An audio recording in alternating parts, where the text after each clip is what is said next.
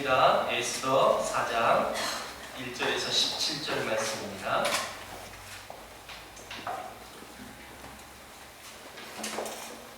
에스더 4장 전체 말씀인데요. 한 절씩 교독하겠습니다. 모르드게가 이 모든 일을 알고 자기의 옷을 찢고 붉은 베옷을 입고 죄를 뒤집어 쓰고 성중에 나가서 대성 통곡하며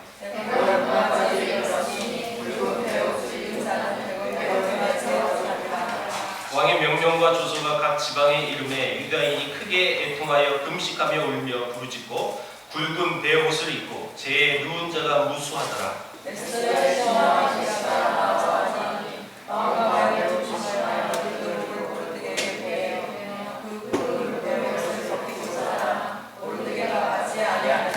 에스더가 왕의 어명으로 자기에게 가까이 있는 대시 하닥을 불러 명령하여 모르드게에게 가서 이것이 무슨 일이며 무엇 때문입니까 알아보라 하매 모르드게가 자기가 당한 모든 일과 하만이 유다인을 멸하려고 왕의 금고에 바치기로 한 은혜 정확한 액수를 하닥에 말하고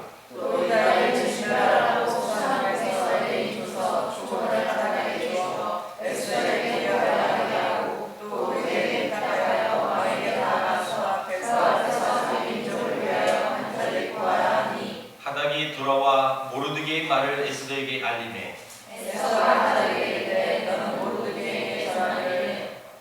왕의 신하들과 왕의 각 지방 백성이 다 알거니와 남녀를 막론하고 부름을 받지 아니하고 안뜰에 들어가서 왕에게 나가면 오직 죽이는 법이요 왕이 그 자에게 큰 규를 내밀어야 살 것이라.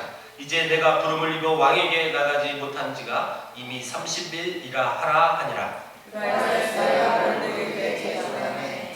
모르드게가 그를 시켜 에스더에게 화답하되 너는 왕궁에 있으니 모든 유다인 중에 홀로 목숨을 건지리라 생각하지 말라. 내가 만일 잠잠하여 말이 없으면 유다인은 나가대로 말미암아 노인과 고원을 얻으리라. 너와 내 아버지 집은 멸망하라. 내가 왕의 자리를 얻은 것이 이들을 위함이 아닌지 누가 알겠느냐 하니 에스더가 모르드게에게 화답하여 이르되 당신을 가서 수장에 유다인을 나라고 나를 외워 음식하되 반만 3일 먹지 말라. 다시 받아서 나도 나의 나를 하나로 이렇게 음식하되 규례를 어기고 왕에게 나아가니 죽으면 죽으리라 하니라. 같이 씁니다. 모르드게가 가서 에스더가 명령한 대로 다 행하니라. 아멘.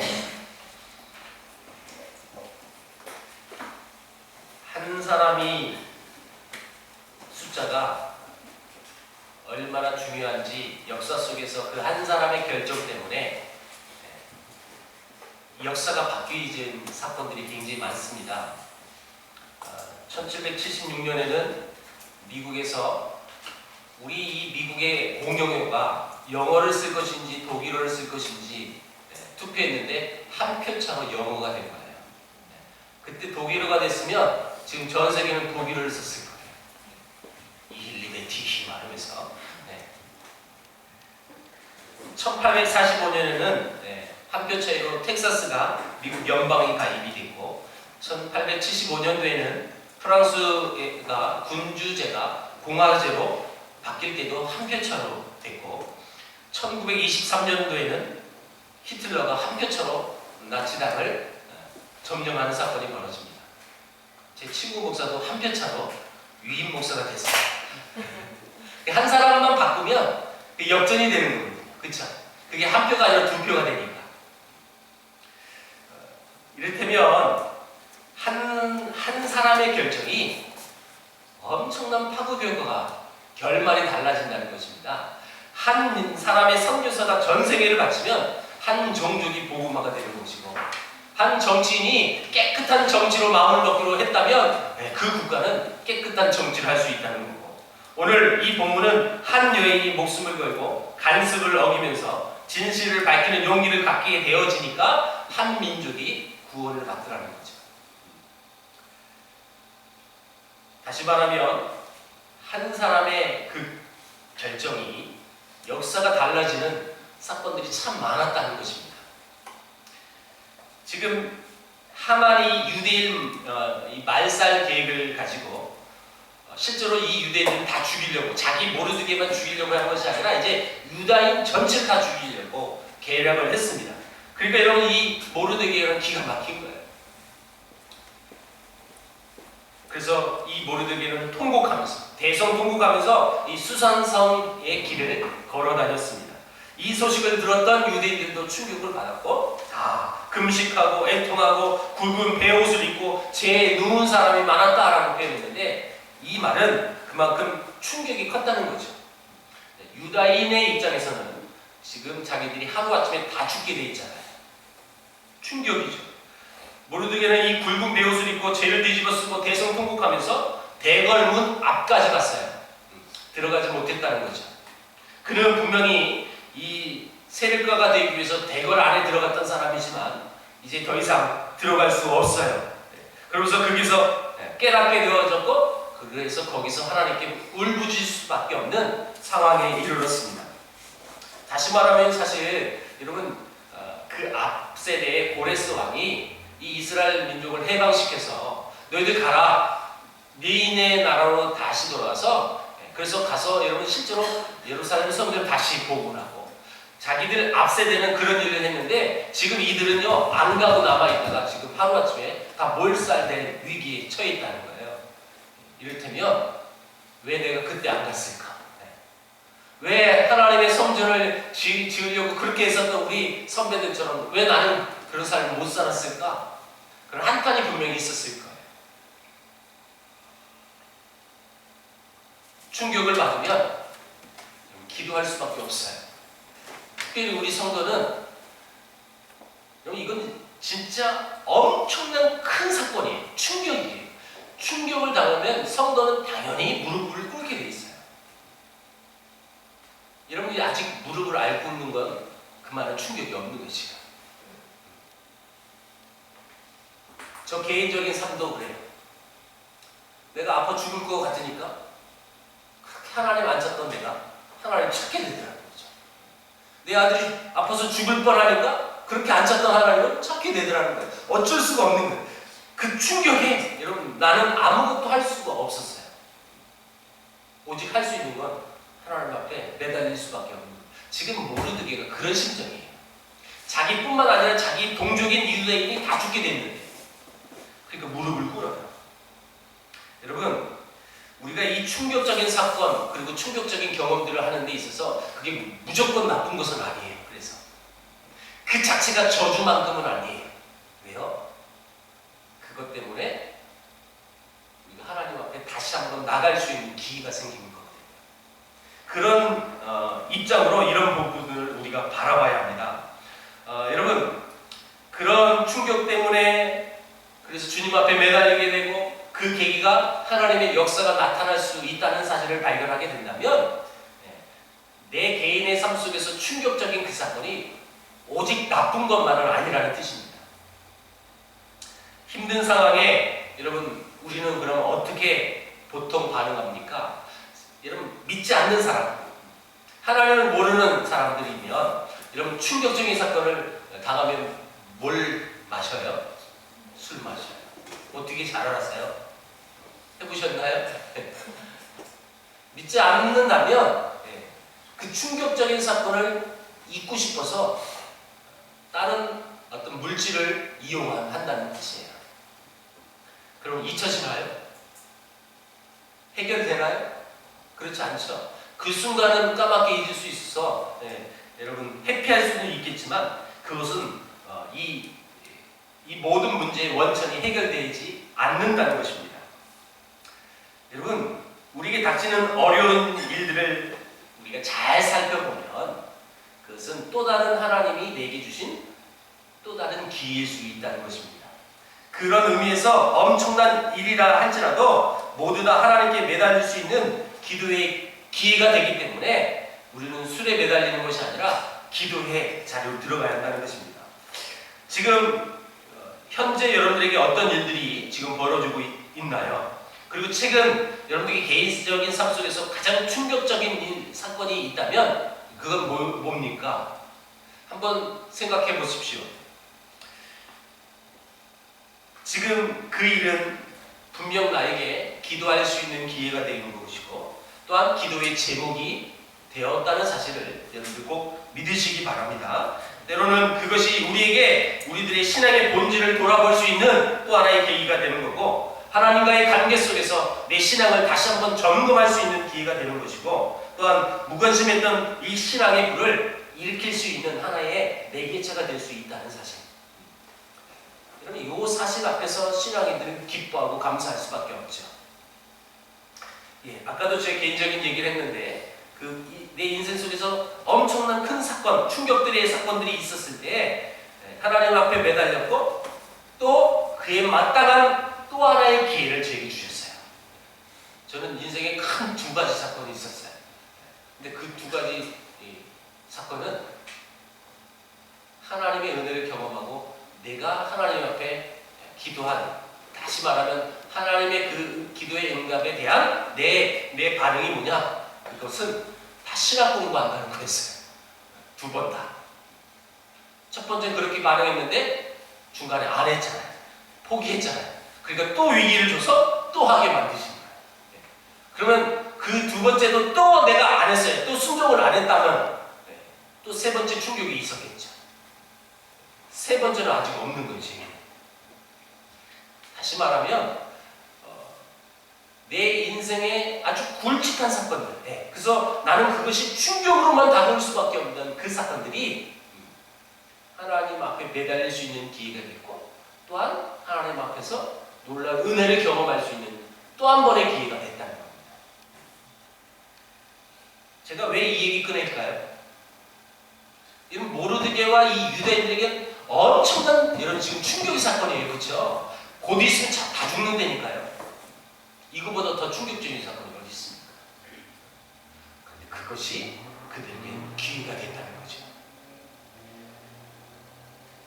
그래서 우리는 위기의 때에도 기도해야 하고 위기 때에 또 자복도 해야 되고 위기 때에 하나님의 뜻을 생각해야 될 의무가 우리에게 있습니다. 고난은 사람들을 하나로 묶게 만들죠. 그리고 그 재난이 닥치면 사람들은 또 서로 단합하는 경향이 있어요. 이번 파리 테러 사건을 봐도 여실히 나타납니다. 총 한 129명에서 130명이 죽었다고 오늘 아침에 발표를 봤어요. 근데 여러분 프랑스 국가는 그 위기, 그 고난이 왔을 때 오히려 더 똘똘 뭉치고 그리고 전 세계 여러분 유럽에 있는 이 국가들만 봐도 이번 주말에 축구가 이제 유럽 리그가 다시 재개가 됐는데 근데 그 시작할 때 프랑스 국가를 연주해 주는 거예요. 영국에서도 다른 국가에서 프랑스 국가를 연주하면서 그 테러 사건을 추모하고 다시 그 위기를 이겨내보자고 자기 국가가 아니지만 다른 나라이지만 그 마음을 합쳐주는 모습을 봐요. 그리고 요즘은 SNS가 발달된 시대니까 많은 SNS에서 무슨 말이 나와요? 프랑스를 위해서 기도합시다. 그래서 이 고난은 국가나 가정, 개인을 파멸로 이끌지 않고 이 고난이 오히려 서로의 손을 맞잡을 수 있는 또 하나의 기회가 될 수 있다는 것이죠. 이 고난은 생존이라는 하나의 동일한 목표의식을 갖게 되어지는데 오늘 이 본문을 보면 오히려 이런 고난이 아닌 풍요로움이 우리를 파멸로 이끌 수 있다는 사실을 우리는 망각해서는 안 됩니다. 고난을 받자 유대인들은 하나가 되었고 금식하고 하나님께 기도하기 시작했어요. 저는 그렇게 봐요. 그 고난이 와가지고 그렇게 기도할 수밖에 없는 처지라 실제 기도밖에 할 수밖에 없고 그러다 보니 하나님께 매달리고 하나님께 여러분 하나님만 신뢰할 수밖에 없게 되어지니까 그것이 은혜라는 거죠.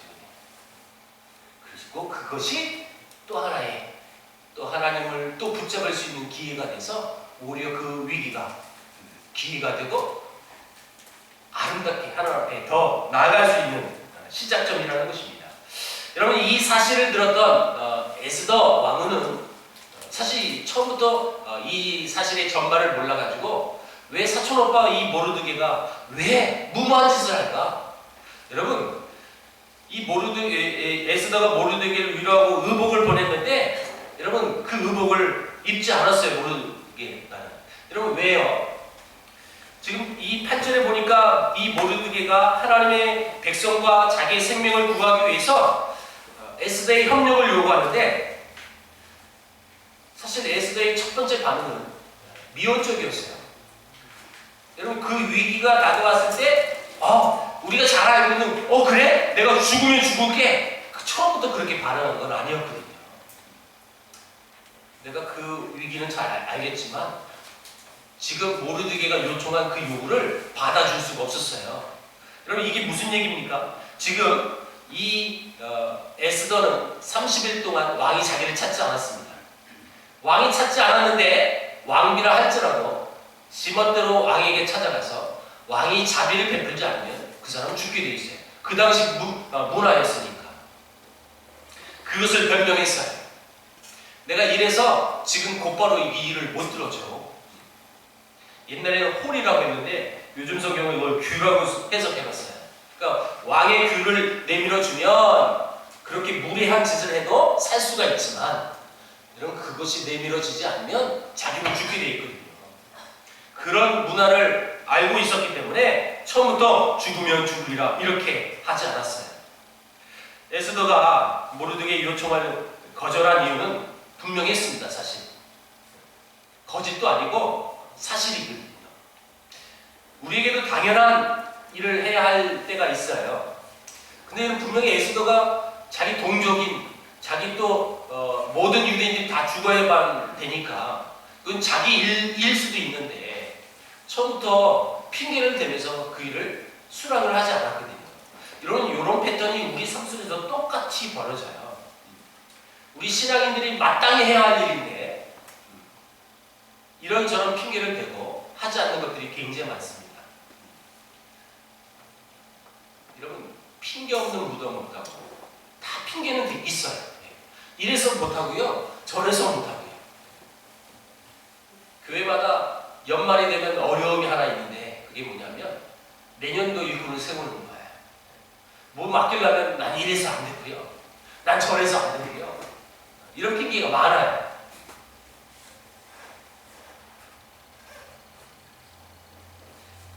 우리도 하나님 앞에 또 교회 앞에서 봉사하고 헌신해야 될 그런 부분이 있을 때 이런저런 핑계를 많이 댑니다. 저는 이래서 안 되고요, 저래서 안 돼요, 좀 힘들겠는데요. 여러분 이런 부분이 지금 에스더의 모습과 별반 다를 게 없다라는 것입니다. 그 다음에 이 상황을 아주 정확히 알아봤어요. 여러분 그래서 이 모든 상황을 이렇게 모르드게가 에스더에게 알려주는데 결정적인 한마디 이거예요. 네가 지금 왕비가 된 그 이유가 이때를 위한 거 아니야? 요 말을 해줍니다. 그래서 쉽게 더 얘기하면 에스더 정신이 바짝 든 거예요. 내가 왕비가 될 수 있었던 그 이유가 이것을 이유해서 하나님이 내가 왕비가 될 수 없는 상황임에도 불구하고 그런 은혜를 주셨구나. 여러분 이 결정적인 한마디에 여러분 에스더는 다른 반응을 하죠.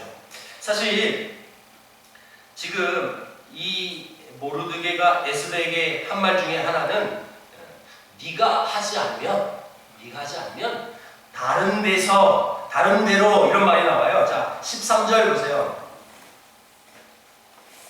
14절 정확히 14절을 읽어볼게요. 14절 시작. 이때에 내가 만일 잠잠하여 말이 없으면 유다인은 다른 데로 말미암아 노임과 구원을 얻으려니와 너와 네 아버지 집은 멸망하리라. 네가 왕후의 자리를 얻은 것이 이때를 위함이 아닌지 누가 알겠느냐 하니, 만일 네가 잠잠해서 말하지 않으면 하나님은 다른 방법으로 다른 수단으로 이 백성을 구원하실 거야.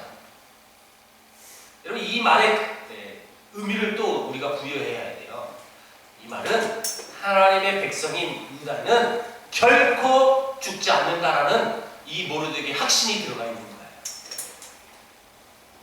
네가 만약에 잠잠하지, 네가 지금 왕으로서 마땅히 해야 할 말을 하지 않는다면 하나님은 다른 방법을 써서라도 이 일을 해결하실 거야.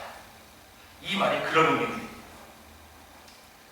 그래서 우리는 이것을 기억해야 합니다. 우리들의 삶의 의미가 무엇인지, 내 자신의 입장에서 보면 이 삶의 의미가 어떻게 보여질까, 그리고 하나님의 입장에서 봤을 때 내 삶의 의미는 어떻게 보여질까, 이것을 우리가 잘 생각해 봐야 한다는 거예요.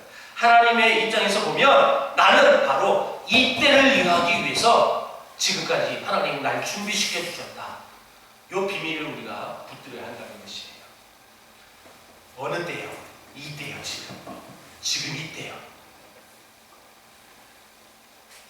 그래서 이 말씀에 근거해서 우리 신앙인들이 정립해야 될 것이 하나 있다면, 내가 지금 숨쉬고 내가 지금 훈련되어지고 지금 다듬어지는 이 과정들이 하나님의 일을 여러분 쓰임받기 위한 그때를 위해서 지금 여러분들이 지금 훈련받고 계신다는 거예요.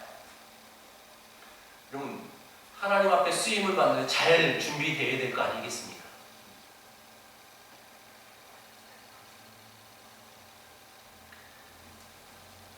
그때가 바로 이때가 아니겠느냐라는 이 모르드기의 말에 여러분 에스더는 바로 갈 수밖에 없었어요. 예, 여러분 우리 삶도 어쩌면 바로 지금 이때에 쓰임받기 위해서 준비된 하나님의 종들인 것입니다. 그래서 우리들은 자신을 위해서 기도해야 하고, 제가 하나님이 필요하신 그때에 쓰임받게 하여 주옵소서라고 준비하면서, 결코 하나님이 쓰시려는 그때에 쓰임받지 못하는 그런 불순종한 종이 아니라 하나님이 쓰시고자 할 때 쓰임받을 수 있는 사람 되게 해주세요. 이런 기도 제목이 우리 안에 있어야 한다는 것입니다. 신문 기자들은 엄청난 특종 기사나 정말 핫 이슈를 갖고 있는 그 기사를 그 쓸 타이밍을 놓치면 그건 아이스크림이라고 말한대요. 늦었다는 거예요. 녹아서 먹을 수가 없다는 거죠. 여러분 이것은 어떤 긴 시간, 연속적인 시간의 타임을 얘기하는 게 아니라 이것은 의미 있는 때, 타이밍을 얘기해요. 타이밍. 여러분 타이밍이 굉장히 중요한 거예요. 그렇죠? 나갈 때 나갈 줄 알아야 되고 들어올 때 들어올 줄 알아야 돼요. 하나님이 쓰시려고 했을 때 쓰여져야 돼요. 그 타이밍이 얼마나 지금 중요한 것인지. 누구든 결단할 때 결단하지 않으면 녹은 아이스크림처럼 아무 쓸모가 없는 거예요. 여러분 그래서 이 에스더는 결심하죠. 자, 유명한 말이에요. 한번 따라해 보겠습니다. 죽으면 죽으리이다. 정말요? 일부러 그런 거예요. 일부러. 여러분 죽으면 죽을 수 있어요? 네. 여러분 이 말의 의미를 잘 생각해 보세요. 저는 그래서 오늘 본문 제목을 여러 번 수정했어요. 죽으면 죽으리다 해봤고, 네. 이때를 이야기 아닙니까? 이렇게도 해봤고. 제목이 뭐예요? 내가 지금 현재 여기 있는가? 여러분 내가 여기 있는 까닭은 뭐냐면 하나님이 나를 인도하시고 항상 붙들어 주신다는 사실 앞에 우리는 그런 확신이 분명히 있는 사람들이에요. 그렇다면 여러분 그 하나님 앞에 쓰임을 받기 위해서 때로는 우리가 결단을 할 때가 있어야 되는데, 그 결단은 에스더의 결단처럼 해야 하는 거예요. 죽으면 죽으리다. 사실 겁나는 얘기죠. 그래서 제가 어저께 순회성교단 춘천지부 선교행전 강의하고 왔는데, 유독 제가 어저께 늘 여러분 뭐 선교행전, 물론 이 선교행전은 이거예요. 우리나라의 복음의 역사 강의하지 않고 사도행전과 서신서를 통해서 선교가 어떻게 이루어졌는지를 얘기하는 강의인데, 유독 물론 제가 그 강의할 때마다 선교를 얘기할 때 순교 얘기하고, 우리 믿음의 선배들은 사도들은 어떻게 복음을 전했고 어떻게 순교했는지 그 얘기를 하다 보니까 자동적으로 선교를 얘기하는데 순교가 얘기가 나오게 돼 있어요. 근데 어제는 유독 순교에 대한 얘기가 굉장히 제 입에서 많이 나왔어요. 다른 시간보다 훨씬 제가 그 부분을 많이 할애가 된 것 같아요. 그래서 결론도 마무리할 때도 여러분 복음을 전하기 위해서 때로는 우리 순교 현장이 있을 수도 있다면 여러분 죽을 수 있습니까? 이런 질문이었어요. 이것이 이제 결론이었고. 근데 유독 어제는요 분위기가 굉장히 무거운 거예요. 아무리 여러분 이 복음을 전하다가 이 또 복음을 지키기 위해서 순교하는 이 주제 자체가 무거운 주제지만 어제처럼 이렇게 전체 분위기가 무거웠던 적은 한 번도 없었거든요. 그래서 제가 끝나고 내려오는데 마음이 정말 저도 힘들더라고요. 내가 저 사람들에게 괜히 부담 줬나? 이런 마음이 들 만큼. 근데 제가 밥을 먹으면서 이런 마음이 들었어요. 하나님 주신 마음. 실제로 지금 현장에서, 지금 우리가 순교 현장이 아니잖아요. 지금 그 강의 듣는 시간도 순교하지 않잖아요. 만약에 가상이었어요. 가상. 만약에 우리 믿음의 선배들처럼 내가 그 순교 현장이 내 산속에서 주어질 때에 예수님을 배도하지 않고 죽을 수 있는 시간이 없다면 그 사람 진짜 복음을 갖고 있는 사람이에요. 지금 이 순간에도 그 고백을 할 수 없으면 그 복음의 의미를 제대로 알지 못하는 사람 아니겠습니까? 그래서 제가 그 확신이 있었어요. 내 마음이 무겁고 힘들었어요. 분명히 힘들었지만 우리가 주님을 제대로 아는 사람이라면 주님이 내게 그 죽음을, 순교를 요구하셨다면 여러분 분명히 그걸 믿음으로 그 길을 가야 되는 거 아니겠습니까? 지금 내가 현재 지금 숨 쉬고 있는 이 타임에 내가 지금 죽으라는 뜻도 아니에요. 가상으로 만약에 그런 삶이 주어진다면 그럼 죽을 가능가 없으면 여러분 실제 삶의 현장에서 어떻게 죽을 수 있어요? 죽지 못하죠. 여러분 순교자도 많았지만 제가 늘 얘기했죠? 배도자가 더 많았다고.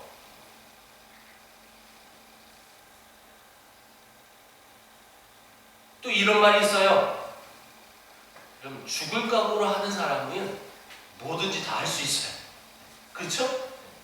그래서 여러분 정말 제일 세상에서 무서운 사람이 죽을 각오로 뛰어드는 사람이에요. 여러분 죽으면 끝이잖아요. 근데 내가 이거 못하면 난 죽어! 그 정신으로 해버리니까 그 모든 것을 해내더라는 거예요. 여러분 에스더가 죽었어요. 물론 죽었죠 나중에. 나중에 죽죠. 나이가 많아서. 여러분들도 다 죽어요. 제가 확실히 예언할 수 있거든요. 다 죽어요. 근데 그 인생 속에서 가장 우리가 두려워하는 것 중에 하나가 죽음이거든요. 근데 그 정말 가장 무서워하는 그 두려움, 그 죽음 앞에서도 여러분 당당할 수만 있다면 하나님은 얼마나 멋있게 쓰시겠어요. 우리 세계를 품은 교인들은요, 이 다짐을 해야만 진짜 세계를 품은 그리스도인이 될 수 있어요. 여러분, 혹여 그런 일이 벌어진다면 죽을 수 않은 여러분들에게 축복합니다. 이거 대답 못하면 우리 교회 자격이 없어요. 복음의 가치를 모른다는 거예요. 복음의 가치를. 여러분 복음이 뭐예요? 굿뉴스가 뭐예요? 하나님이신 그분이 나를 살리시기 위해서 여러분 그분이 일부러 죽으신 사건이 복음 아니에요? 그 가치를 붙들었어요. 그 복음을 붙들었어요. 그런 사람이면 여러분 주님을 위해서 죽을 줄 알아야 돼요. 여러분 그 가치가 없는 사람은 실제로 주님을 제대로 안다고 말해서는 안 되는 거죠. 우리 교회도 분위기가 무거워지면 안 돼요. 제가 단에 내려갈 때 오늘 제 마음에 무거움을 주시지 마세요. 죽으면 죽으리다. 물론 이 말의 의미를 알아야 되겠죠. 아까도 얘기했지만 왕의 귀를 내밀지 않으면 그는 죽어요. 에스더는 죽어요. 실제로. 여러분 그러기 위해서 내가 그 죽을 각오하면서 분명히 왕에게 나가겠습니다. 이 사단의 계계 속에서 하만을 통하여 지금 우리 유다인이 다 죽게 됐는데 하나님의 인도하심을 믿으면서 내가 죽음을 각오하면서 왕께 나갈 테니까 부탁했어요. 나를 위해서 기도해 주세요. 금식하면서. 나도 그렇게 할게요. 여러분, 제가 금식에 대한 이 부분을 몇 번 반에서 설명을 해드렸는데, 금식 기도라는 이 부분은 명확히 아셔야 합니다. 금식 기도는 기도책이 너무 많아. 그럼 금식 기도에 그런 의미에서 해야 하는 게 아니에요. 금식 기도의 원뜻은 자기 목숨을 담보로 하여 하는 기도가 금식 기도예요. 우리 인간은 먹지 않으면 다 죽게 돼 있어요. 먹지 않고 마시지도 않고 그 죽음을 각오하고 죽게 매달리는 게 그게 금식 기도예요. 그래서 금식 기도는 함부로 소원해서도 안 돼요. 그래서 저는요 40대 이후로 금식 기도를 안 해봤어요.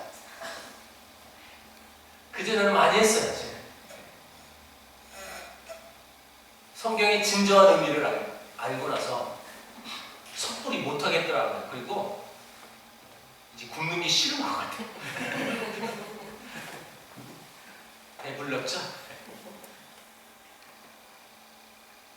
다시 한번요. 금식 기도는 자기 목숨을 담보로 죽깁니다. 여러분 걸고 기도하는 게 금식 기도예요. 그래서 금식 기도 그 자체, 그 말 자체도 죽으면 죽으리다예요. 사실은 이런 각오로 죽기 매달리는 겁니다. 결국 여러분 죽기로 각오한 이 에스더는 죽지 않고 왕의 국률의 규를 얻게 됩니다.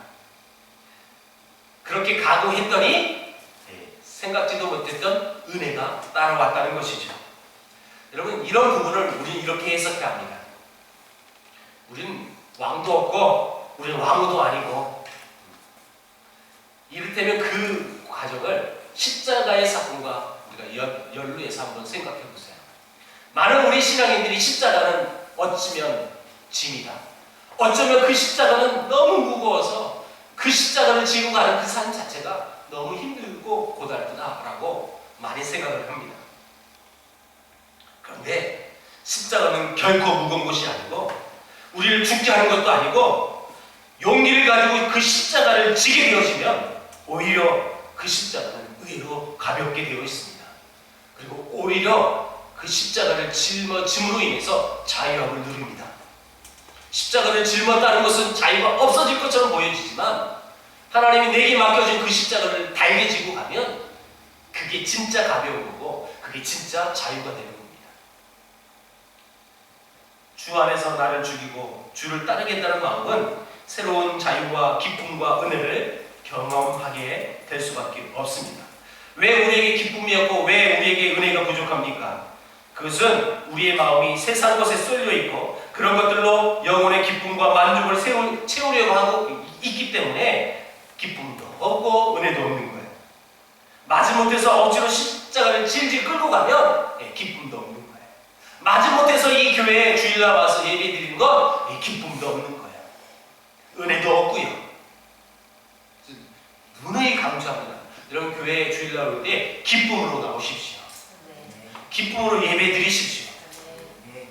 기쁨으로 예배 안 드리려고 오늘 많이 갔네 보니까.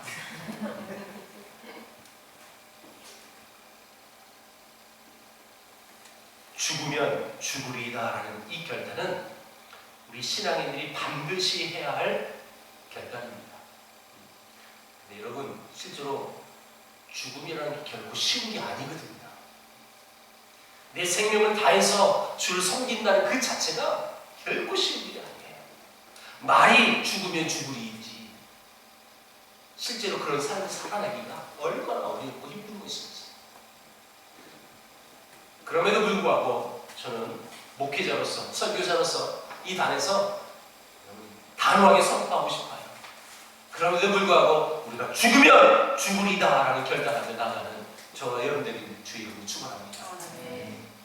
그래야 하나님이 내가 여기 서 있는 그 까닭을 알게 해주시는 거예요.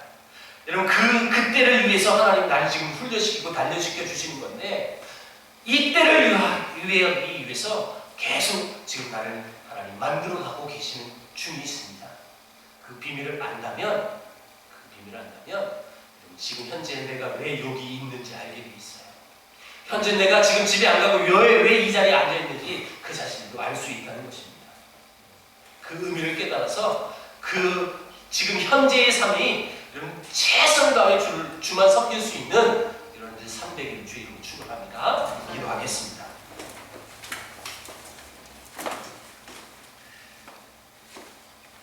하나님, 한 사람의 개인의 변화